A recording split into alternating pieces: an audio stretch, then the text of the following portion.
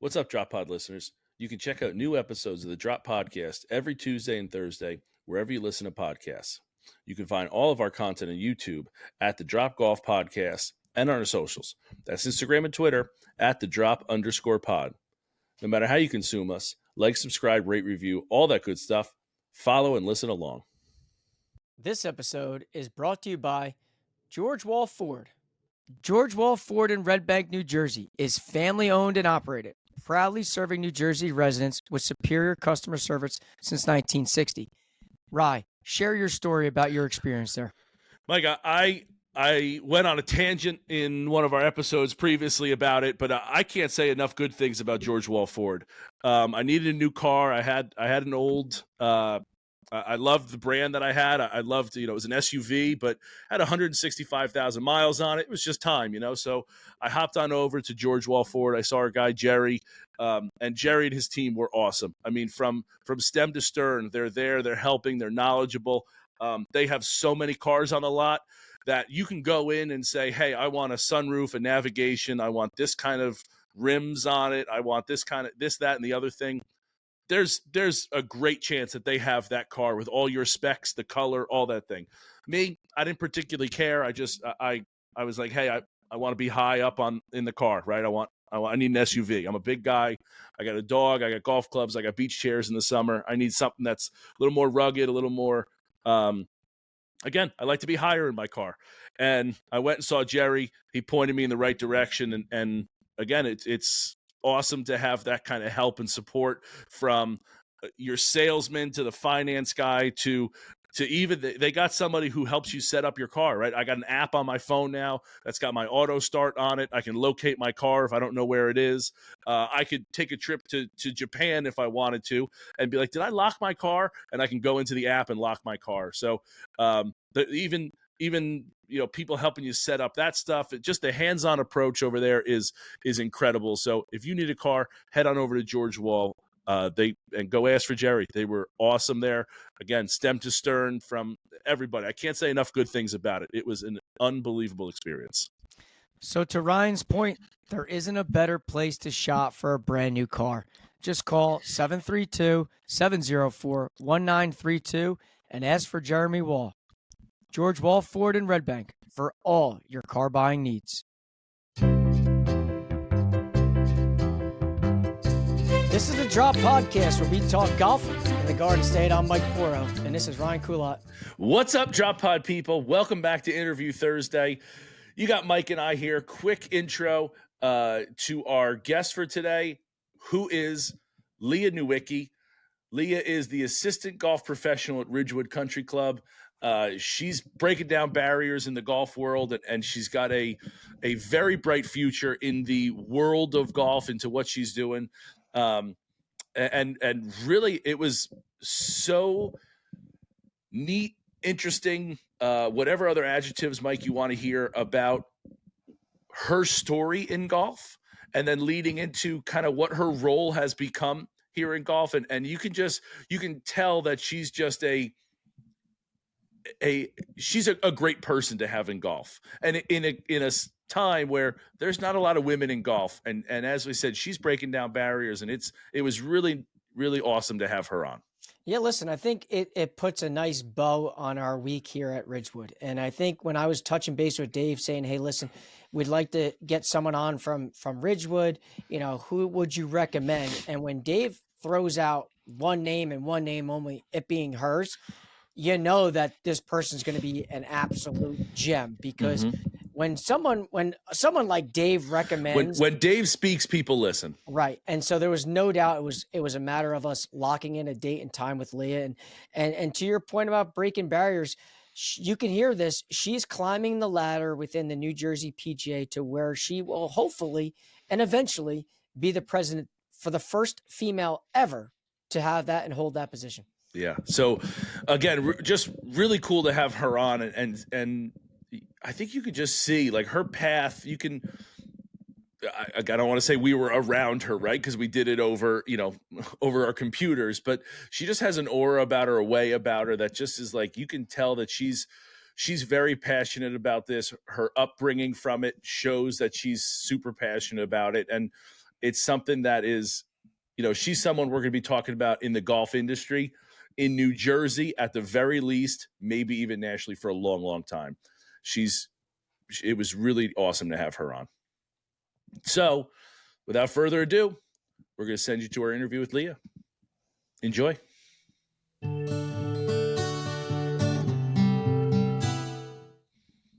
Tired of your sock drawer looking like a 50s television show? Then it's time to try socks by Leverett US. With their vast array of color options and superior design, it's the only sock that you will ever need. Whether you play golf, tennis, pickleball, or are just on your feet all day, Leverett socks will enhance every step you take. Made from 97% nylon and 3% spandex, Leverett socks offers advanced moisture-wicking technology, odor-resistant fabric, durable and elastic construction, exfoliation components, and a blister-proof design. The performance of the socks are unparalleled in the market today, and they by far have the most color options in the business. Whether it is a holiday, seasonal, or event based, Leverett US is consistently expanding their color options and designs. For those golf professionals, business owners, and merchandisers out there, Leverett US also offers a custom sock option. Fully customize your sock from heel to toe. With your logo on the sock and on the packaging, they are a perfect way to promote your business or make a nice margin in your shop or retail store. Throw a little text on the back heel and really take your custom sock to the next level. Leverett US is the only sock company you will need to address the one missing fashion piece in a person's wardrobe. For more information on Leverett socks, go to www.leverett.us or check them out on Instagram at LeverettUS. And don't forget, your outfit's not complete without Leverett on your feet.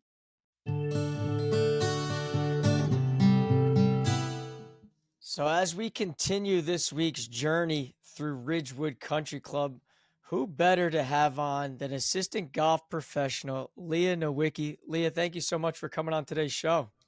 Thank you for having me. Yeah, listen, when we went up there and got to experience that place, we were simply blown away. Everything about it, you hear the stories, but finally being able to step on ground was truly unreal. And before we even get into the golf course per se, why don't you give the audience a little bit of background about you, how you got into the game, what started it, and then obviously getting to the point to where you are today. Sure. So I'm originally from Wethersfield, Connecticut. Wethersfield is the town that is just south of Hartford. My entire family is still from there, so Wethersfield is still home to me. But I grew up playing all kinds of sports. So my dad is the one, that really got me involved in playing every and all sports. And the only way that I really got into golf was because he used to take us to Golfers Warehouse, which is your Golf Galaxy PGA Tour Superstore around here. He used to take us to Golfers Warehouse, and on Saturday mornings in the months of January and February, Golfers Warehouse used to open an hour early for juniors. And they used to, inside they had 20 to 25 hitting bays, and kids used to go in, fill the bays, and they had 3 golf professionals that would just make their way down and, work on stance, grip, setups, little swing tips. But that's really how I got into playing golf, is because of this free program that Golfers Warehouse used to do for us. And so, it was just something to kind of, it was just an activity on a Saturday morning, and then I'd probably go to basketball practice. So that's kind of how I got into it. And then as it became more fun, we would get dropped off. I grew up at the municipal golf course in Hartford, Connecticut, Goodwin Park Golf Course. And it was $4 for us to play as a junior. So we would get dropped off by my aunt. It would be myself, my brother, my cousin, and one of our friends. And it was $4 for us to play, and we could play all day. So Goodwin Park had 18 holes, and then they have a 9-hole course, which is it's a short course. We used to call it the flat 9. But it's only 220, 240 yards, and it's just back, forth, back, forth, back, forth, no bunkers, no water, tiny, tiny greens. no yardages. So like even still to this day, like I can look at a shot and be like, that's a hard 9-iron. But that's how I grew up. We would go play, the first 9, and my parents would give us $20. My brother and myself, it was $4 a piece, and the hot dog, chips, and soda was $6. So for $20, it was a day of fun for us. So that's started playing more and more, and that was the summertime activity. And then right before going into high school, I decided to join the golf team in high school. And played okay freshman year, sophomore year. And then I started, really getting good, started taking lessons from the instructor from Golfers Warehouse that I had grown up with. And my sophomore year, I won the Connecticut Women's Junior Girls Championship. And then my senior year in high school, I won the Connecticut State Tournament, which was the first year it was considered a varsity sport. So that's pretty cool. So that got me to Central Connecticut State University. I went to school and played golf on the golf team there, and won 2 college tournaments, and went to school to be a physical education, health education teacher. I wanted to teach. I wanted summers off playing golf. So that's kind of opposite right now. But I wanted to go to school to be a teacher. And it was my 5th year when I was student teaching. I was coaching my old high school golf team, and I had the most amount of girls come out for the team ever. And I had maybe 2, 3, 4 kids, juniors and seniors, showing up for, second, third, fourth period classes. And I was like, I want to do something where, people want to come to me to learn. And I found myself, running out of student teaching and getting to the golf course to teach the girls. And that's kind of when I made the decision after graduation. I was like, I think I want to go into the golf business. So I didn't go to college for golf. I had to go back through, seminars and through the PGM program, and go down to Port St. Lucie. So I luckily, also I met my husband at the golf course where I grew up playing. So Goodwin Park, my husband was the golf course superintendent there. He worked for this place really is home for you. Still, you go to, my dad still plays golf there. You go back there, and the old timers that are there are still there, and they're still sitting in the same seats. You saw them when we grew up playing. So I met like the golf version of Cheers's bar. Yeah. So I met my husband there, and my husband worked for American Golf Corporation, was the company that had that was managing the golf course, and they pulled out of their lease. So he ended up getting transferred within the company and went down to Naples, Florida. We had gotten engaged, and I went down to Naples, Florida. I got my first job in the golf industry and went through qualifying and went through the program. He got transferred again up to Monroe, New York, Orange County, New York, to Mansion Ridge. And he was the superintendent there for about 8 years. And while we were up there, I was looking for a job. I got a job at the Tuxedo Club. And then I worked there for a year, and I worked for, then I went to Apple Ridge, worked under Tom Flatt for 5 years. Apple Ridge shut down. They sold the property and they built houses. And so he was like, I'm gonna try to get you an interview with David here at Ridgewood. And I interviewed with David, and I've been here at Ridgewood for this is the conclusion of my 9th season. So it's been a journey. Wow. I'll tell you what, you're speaking my language though. I'm a phys ed teacher by career too. Yeah. I coach and started a girls golf team where I teach at. Man, right. This is like, she's talking my language. Yeah. Talking my language here. Yeah. So all good. Fun. And are you David's longest tenured assistant? I might be. I don't know. I'd have to ask him. I think I might be. Because his tree is, and we talked about this when we had him on, but his tree has an awful lot of branches now. Mm-hmm. Like he's putting people out to be head pros in a lot of other places. So to be a branch on that tree for as long as you have is really a credit to your stick-to-itiveness at a place. Mm-hmm. Well, he's great. He's excellent. And I mean, he is. I've made a great home here. The club, the membership is awesome. Well, Mike and I can speak to that firsthand because it really was a treat getting up there. If you're looking for the perfect gift this holiday season for the golfer in your life, let me introduce you to Handsome Squire, a Brooklyn-based golf brand offering monogrammed leather scorecard wallets and yardage book holders to the Met golf community. Inspired by the legend of the Met area's own Gene Sarazen, nicknamed the Squire, Handsome Squire offers the golfer in your life something they've never had. An exquisite wallet handcrafted in Italy from the finest Italian leather, vegetable tan for durability, and a rich, timeless finish. So whether you're out on the course or relaxing at the 19th hole, this wallet will be a conversation starter and is sure to be the envy of your golf buddies. And with the holidays just around the corner, Handsome Squire is a special Christmas sale for Drop Pod listeners right now. Get 30% off your order plus free shipping with the code DROP30 at checkout now through Sunday, December 15th.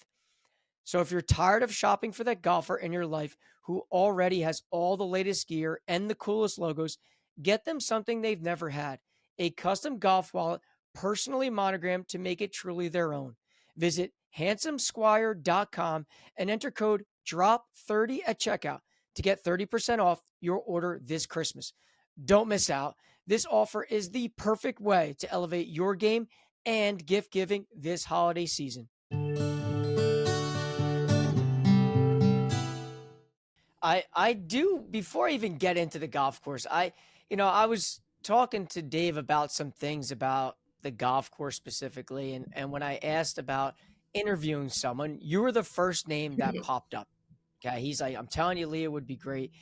And he gave me some things that I thought were rather interesting, is that you were the first female to be elected officer of the New Jersey PGA. What was that like? Yeah, that's correct.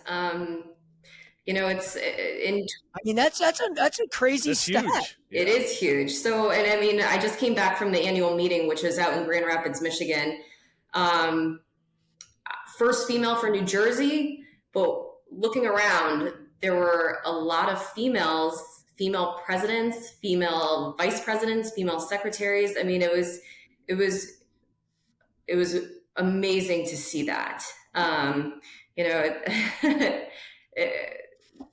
Again, like I grew up where girls golf in high school was a league, up until my senior year of high school. And when it finally became a varsity sport. So girls golf was just on the rise when I was growing up, and to see where it's come to now, it's pretty incredible. So yeah, to answer your question, it's awesome. I'm still like pinching myself. So in 2020, I was appointed to the board of directors, and David had asked me and Tom Flatt had asked me, do you have any interest in being on the board of directors?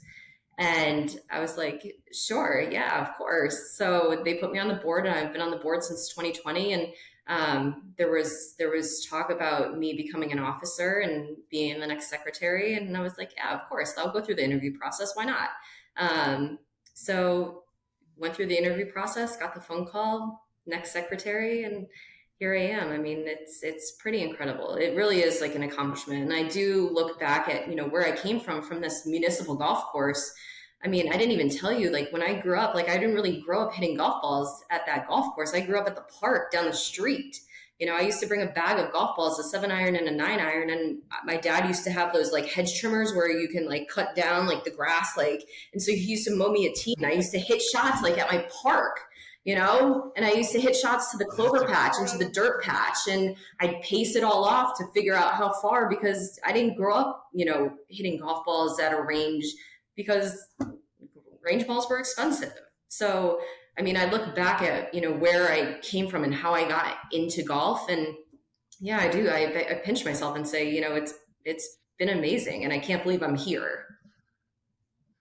I absolutely love that, because that to me, like, it's really easy to be really good at golf when you're a family's a member at such a, doesn't even need to be prestigious club, but like when you grow up at the golf course, right? You go with dad, you hit range balls, you have access to all of it.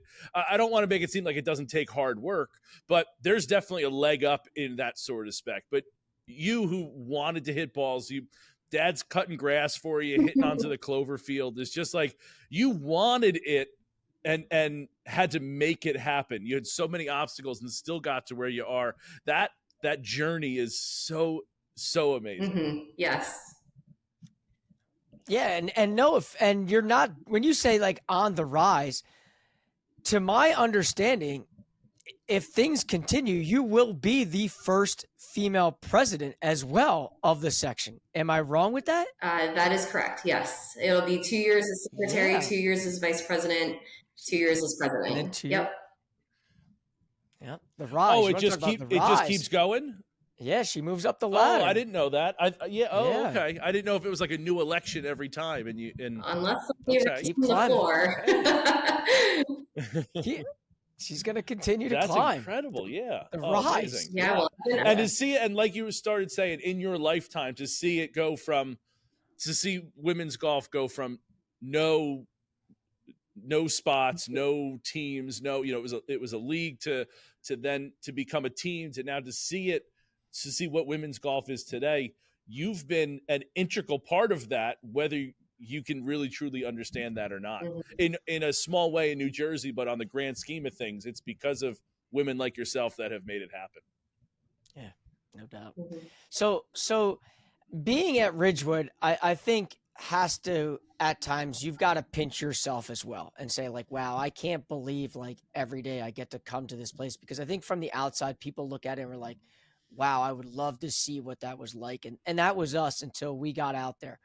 And knowing that Ridgewood has like such a storied history, like what can you tell us from your perspective that makes that place so amazing?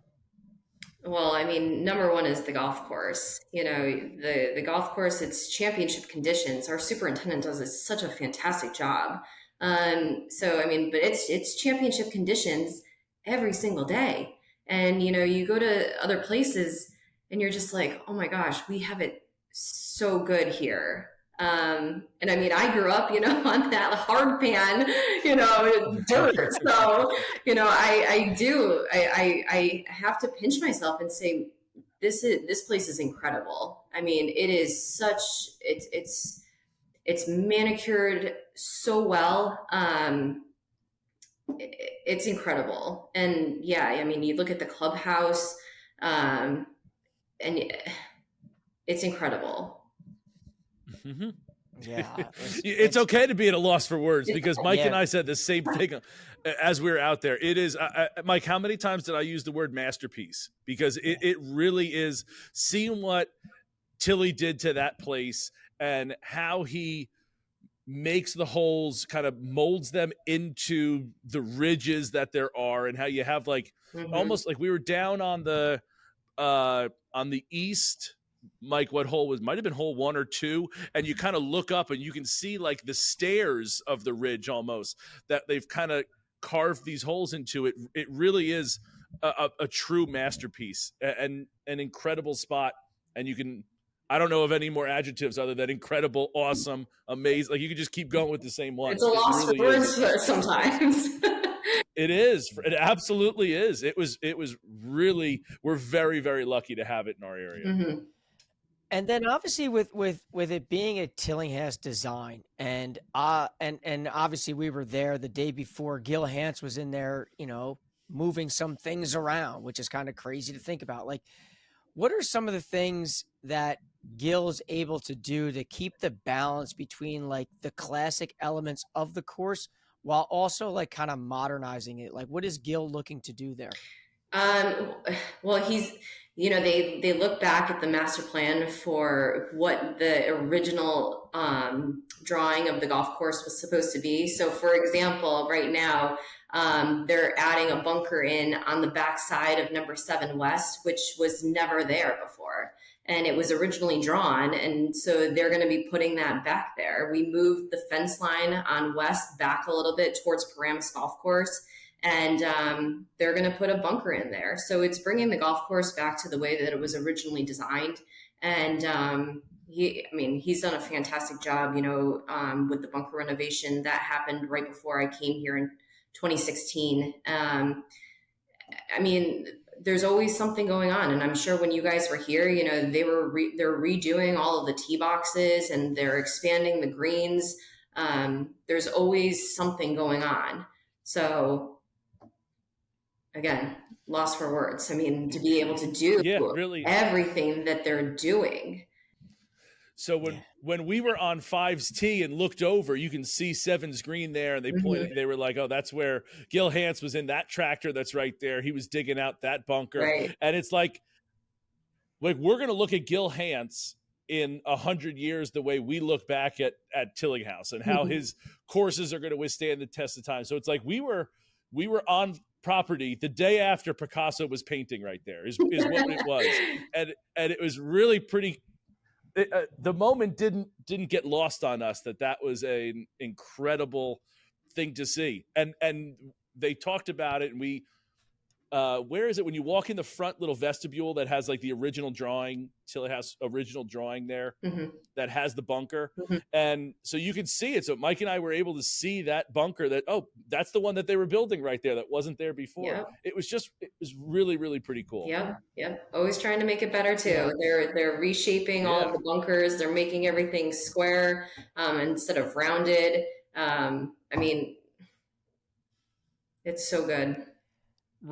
Yeah. Remind the audience about the square. Why so much a square compared to the regular oval or circle?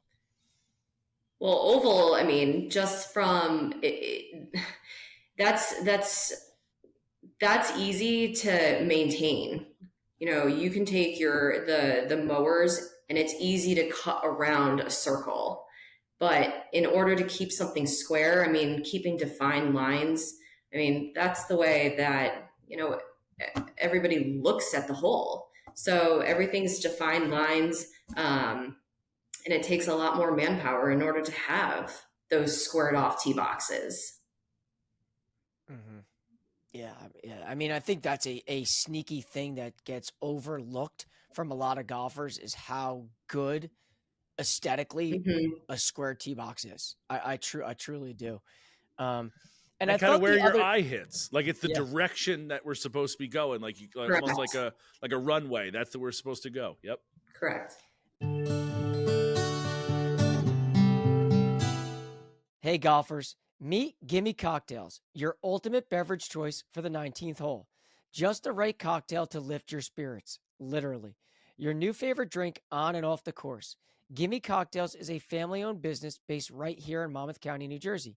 They've crafted the perfect blend of premium vodka with either pineapple or lemonade iced tea with a touch of effervescence, giving you that refreshing lift you need. Plus, it's all natural, 7% alcohol, and completely gluten-free. Your local New Jersey brand is a ready-to-drink cocktail, embodying the spirit of celebration. Experience why golfers across New Jersey are loving them. One sip of Gimme Cocktail, and suddenly you're not thinking about that double bogey anymore. You can pick up Gimme Cocktails at Circus Liquors in Red Bank and ShopRite in Middletown, New Jersey. And they're coming soon to 6 Total Wine locations across New Jersey. So whether you're a seasoned pro or a weekend warrior, Gimme Cocktails is the perfect companion for any golfer. Swing, sip, and savor every moment with a Gimme. Want to learn more?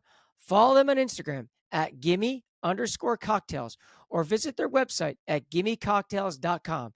Don't forget to pick up some gimmies at Circus Liquors, ShopRite, and soon at Total Wine. Gimme Cocktails. Pick it up.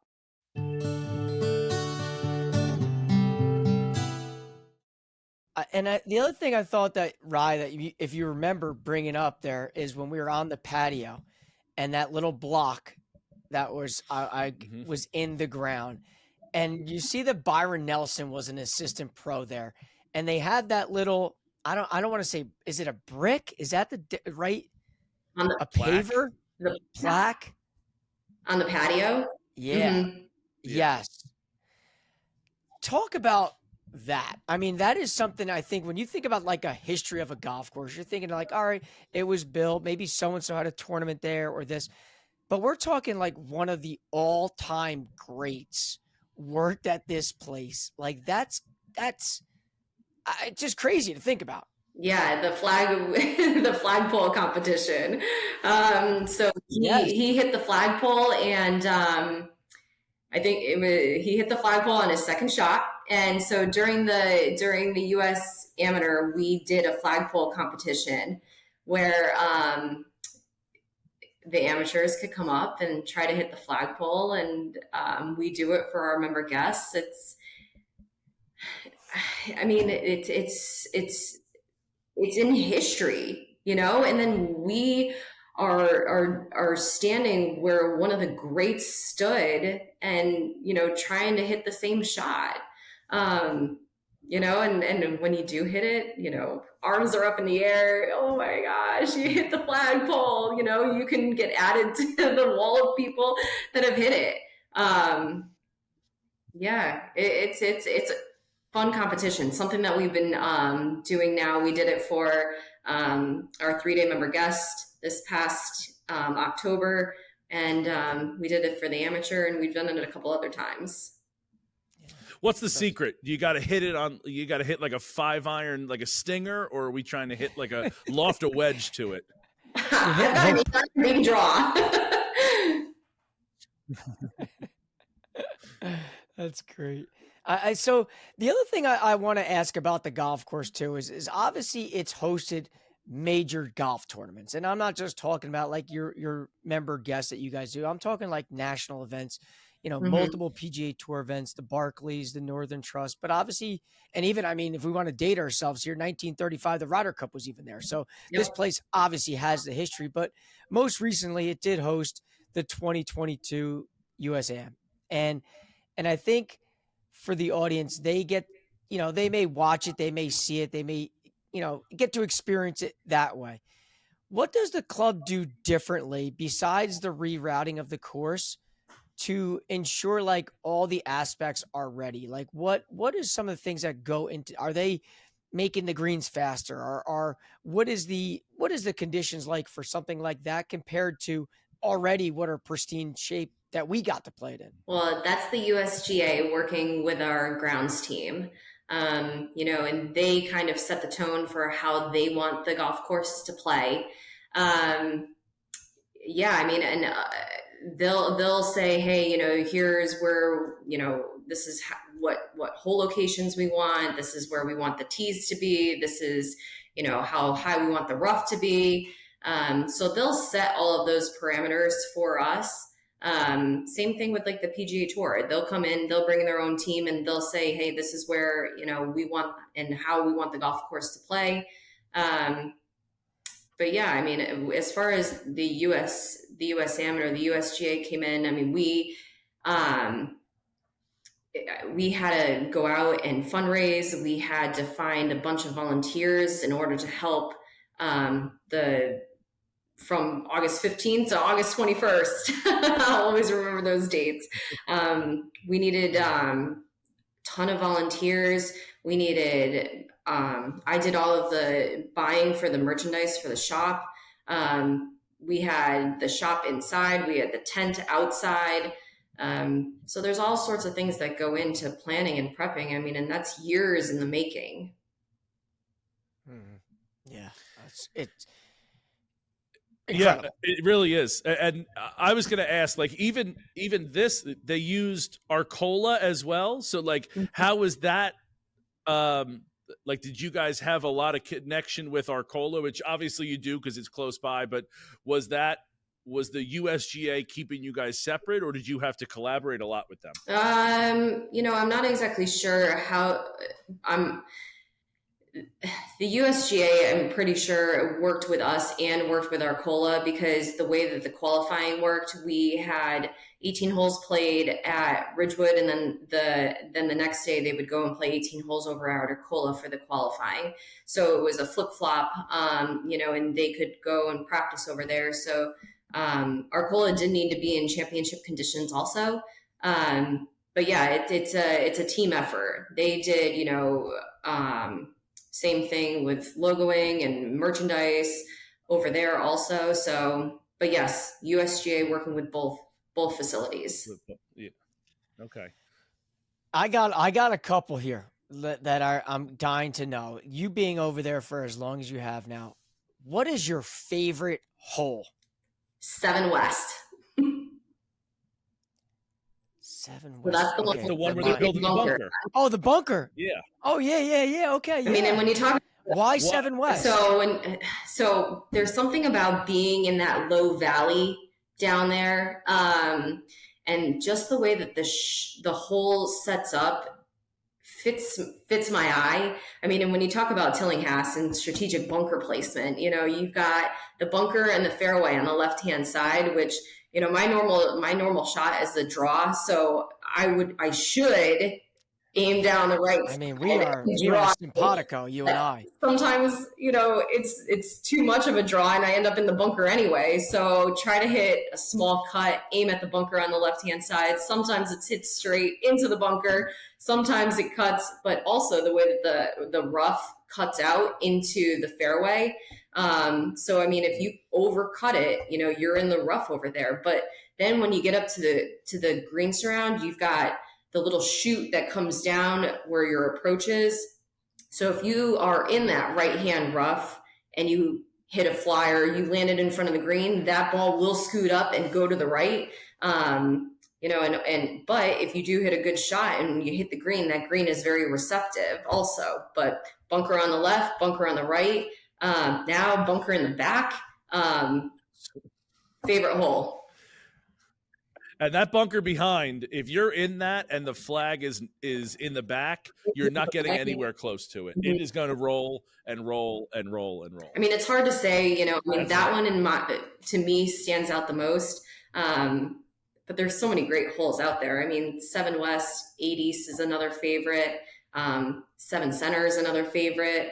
But it's all shot shaping, and I think that's what really makes the golf course stand out too, is because you could hit a draw, you could hit a cut, but what is the right way to play the hole and what's gonna, have the best outcome? What risk reward?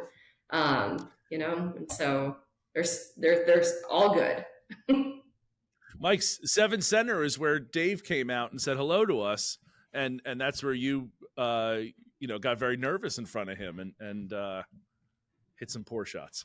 Yeah, well, listen, I think I was feeling myself a little bit at that point. I was like 3 under going into the 7th hole. Dave shows up and it's bogey, and I'm crawling coming in. But listen, when the big dog's around, that's what happens sometimes. I don't know what else to say, But he has a presence for sure. Yo, that's an understatement. And I think my last question I have here, Leah, is something I always like to ask people that are fortunate to play a lot of golf in the state of New Jersey specifically. That if you got an invite to go somewhere here in the Garden State, you've got to exclude your golf club at Ridgewood as well as Pine Valley. Is there a spot that you would say, listen, if you get the invite to this spot, you got to drop what you do and go? I would love to play Baltusrol. As would I. I would love to Let's play together. Let's go. I'd love to play Somerset Hills. Those are probably my top 2. There you go. Is there anywhere that you haven't played in New Jersey that you really want to get to? Probably those 2. Those 2, I tell Grant over at Arcola, I've never played Arcola. Arcola's 5 minutes on the road. Wow. And I'm like, Grant, I need to come over there. Let's go. Let's play. It's gonna force him. I misheard that I thought you said you have played ball to No. straw, not that you wanted to. Sorry. That's okay. Yeah. You know what? I think you might know some people and be able to make some phone calls. And if not, maybe we can help facilitate. I could maybe walk. Throw my bag up and walk over there. She's just gonna hitchhike over and say, she's got a tee time. Yeah. Leah, what is the state of your game? Like, do you get to play a whole lot in the position that you hold as an assistant than all the other stuff you do? Or is it like, do you get to spend time? Like, what's your game like these days? So I don't get to play that much. I do run every Monday outing here, which is usually when all of the assistant events or section events are being held.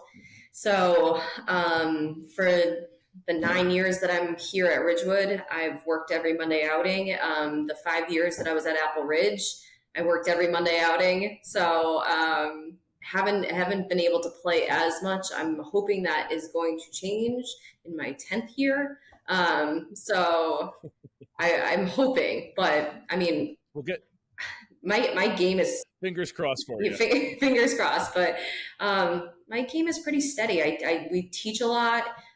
So I'm always teaching clinics and always showing everybody, like how to hit shots. And so, the game does stay relatively on.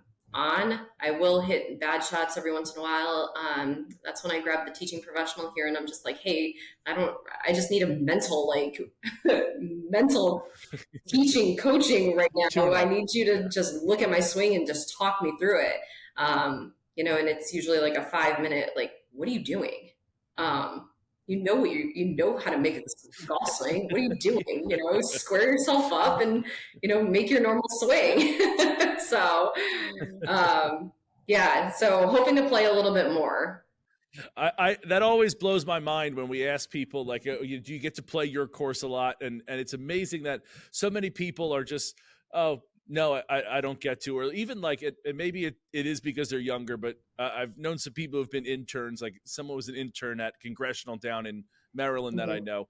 And he was like, well, I've played a total of 18 holes here, but it's usually just I play the 2 holes on my way out to go to sleep at their on property housing and then come back in. So it's wild to me that people get into the golf industry and then for one reason or another, we play less golf. I know it is. I mean, and it's tough. I mean, it's a balance of responsibilities and, first and foremost, like I'm here to do a job.